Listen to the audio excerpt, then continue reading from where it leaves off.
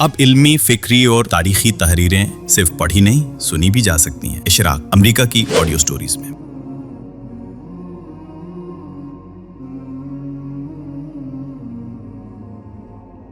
कुरान का पैगाम आज के इंसान के नाम हमारी तहरीर का उन्वान है, जिसे डॉक्टर शहजाद सलीम के एक लेक्चर से लिए गए निकात को एआई की मदद से साकिब अली ने मौजूदा शक्ल में तरतीब दिया है।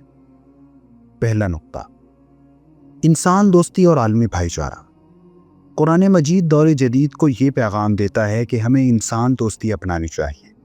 सूरह हुजुरात में अल्लाह ताला फरमाते हैं कि उसने सब इंसानों को एक मर्द और औरत से पैदा किया और कौमों और कबीलों में तकसीम किया ताकि हम एक दूसरे को पहचान सकें।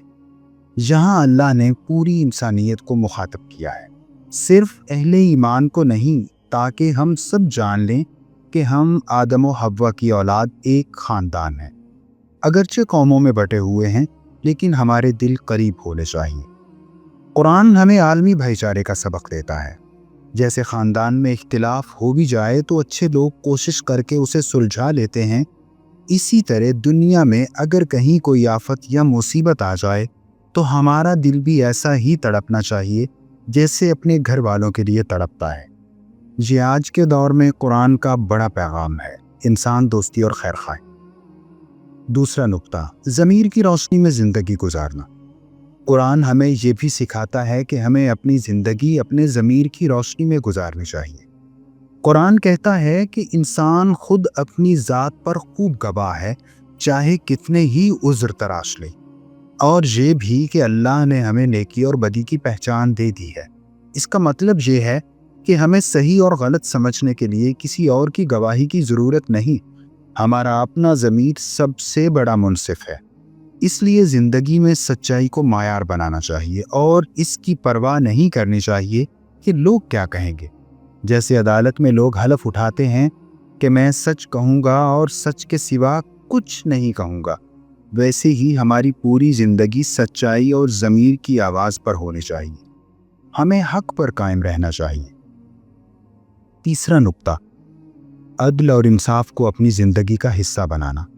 कुरान कहता है कि हमें अपनी ज़िंदगी इंसाफ के उसूलों पर उस्तुवार करनी चाहिए। कुरान इंसाफ पर बहुत ज़ोर देता है। वो फरमाता है कि इंसाफ पर मजबूती से कायम रहो और इसकी गवाही दो, चाहे ये हमारे अपने खिलाफ हो या वालिदैन और करीबी रिश्तेदारों के खिलाफ। फिर मज़ीद कहता है कि दुश्मनों के साथ भी इंसाफ से पेश आओ और किसी की दुश्मनी तुम्हें अदल से न हटा दे। जब अल्लाह का कलाम ये कहता है कि दुश्मन से भी इंसाफ किया जाए तो दिल को और ज़्यादा यकीन आता है कि ये वाकई खुदा की किताब है जो हर हाल में अदल सिखाती है। चौथा नुक्ता, कानून की पासदारी करना। कुरान कहता है कि अल्लाह की इताअत करो, रसूल की इताअत करो और उन लोगों की भी जो तुम पर इख्तियार रखते हैं।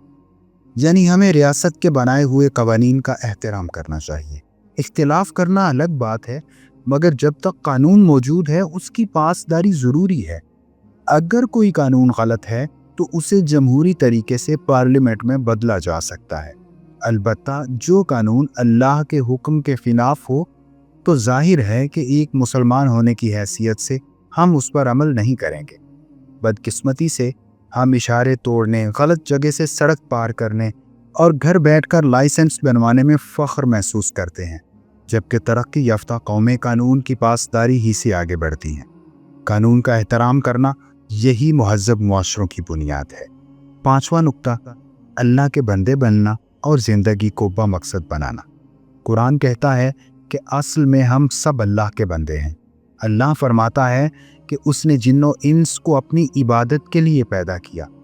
इस बंदगी का एक दर्जा ये भी है कि हम अपनी सलाहियतों को पहचानें और उन्हें मुआशरे की भलाई के लिए इस्तेमाल करें। अल्लाह ने हर इंसान में कोई ना कोई ख़ास खूबी रखी होती है, हमें उसे तलाश करके निखारना चाहिए और जहाँ तक हो सके उसे अपनी ज़िंदगी का मकसद बनाना चाहिए। हमारी ज़िंदगी ऐसी बामकसद हो कि जब हम इस दुनिया से रुखसत हों तो सिर्फ जिस्मानी तौर पर जाएं, लोगों के दिलों से न जाएं। लोग कहें कि ये वो शख्स था जिसने इंसानियत या दीन के लिए कुछ छोड़ा, कुछ करके दिखाया। छठा नुक्ता है शुक्र को अपनी आजमाइशों का इलाज बनाना। कुरान हमें मौजूदा आजमाइशों से निमटने का तरीका बताता है और वो है शुक्र के ज़रिए से अपनी परेशानियों का इलाज करना। कुरान कहता है कि अगर हम शुक्र करेंगे तो अपने ही लिए शुक्र करेंगे, और मज़ीद याद दिलाता है कि अल्लाह की नेमतें इतनी हैं कि अगर हम उन्हें गिनना चाहें तो गिन नहीं पाएंगे। ज़रा सोचें, हम कैसे सांस ले रहे हैं, जबकि ऐसे लोग भी हैं जो अच्छी तरह सांस नहीं ले सकते।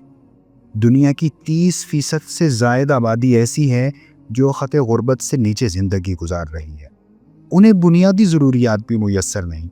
जब भी कोई परेशानी आए, शुक्र के ज़रिए से उसका मुकाबला करना चाहिए और अपने अमल से गोया अल्लाह को बताना चाहिए, ऐ अल्लाह, जो कुछ आपने हमें दिया है वो उससे कहीं ज़्यादा है जो आप हमसे ले चुके हैं।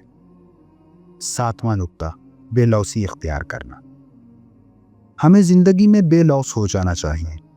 कुरान में एक जगह अल्लाह ताला मोमिनीन की सिफात से मुताल्लिक फरमाते हैं कि वो अपने ऊपर दूसरों को तरजीह देते हैं। अपनी ज़िंदगी का कुछ हिस्सा दूसरों के लिए वक्फ कर देना चाहिए। वो हमारा वक्त हो सकता है, सरमाया हो सकता है या कोई सलाहियत। हमें अपनी ज़रूरतों को थोड़ा महदूद करना चाहिए और ऐसे लोगों को देखना चाहिए जो वाकई ज़रूरतमंद हैं। याद आता है कि उर्दू के मारूफ अफसाने ओवरकोट में एक शख्स हमेशा अच्छा कोट और नफीस पतलून पहने रहता था, लेकिन जब वो मर गया तो उसके नीचे से पुराने और फटे हुए कपड़े निकले। ये दुनिया भी कुछ ऐसी ही है। कई लोग बज़ाहिर खुशहाल नज़र आते हैं मगर अंदर से फाका कशी में मुब्तला होते हैं। बेलौसी की एक मिसाल फायर फाइटर्स हैं। अगर हम उनकी सच्ची कहानियाँ पढ़ें तो पता चलता है कि बाज़ मौके पर ये दूसरों को बचाने के लिए अपनी जान तक कुर्बान कर देते हैं। इसी तरह माँ की मिसाल है जो अपनी पूरी ज़िंदगी अपने बच्चों के लिए वक्फ कर देती है। अगर इसके साथ कहीं ज़्यादती या नाइंसाफ़ी भी हो रही हो तो इसके बावजूद मुस्कुराती रहती है। हम अपनी ज़िंदगी में बेलौसी अपनाने के बाद मौत के बाद भी बेलौसी का रास्ता अपना सकते हैं। वो ऐसे कि हम अपने आज़ा किसी ज़रूरतमंद को अतिया करने की वसीयत कर जाएं। अपने घर वालों को पहले ही बता दें कि जब हम इस दुनिया से रुखसत हों तो हमारे फलां आज़ा अतिया कर दिए जाएं। सोचें कितना खूब होगा कि हमारी आंखों के ज़रिए से किसी और की आंखों को रोशनी मिल जाए और वो देखने के काबिल हो जाए। ये ऐसा नेकी का काम है जो हमारी ज़िंदगी के बाद भी कई ज़िंदगियों में उम्मीद और खुशी भर देगा। आखिरी बात, हम सब की कोशिश यही होनी चाहिए कि हम सबसे अच्छे इंसान बने, क्योंकि जब तक हम सबसे अच्छे इंसान नहीं बनते हम सबसे अच्छे मुसलमान भी नहीं बन सकते। इसका तरीका यही है कि हम मुसलसल अपना मुहासबा करते रहें।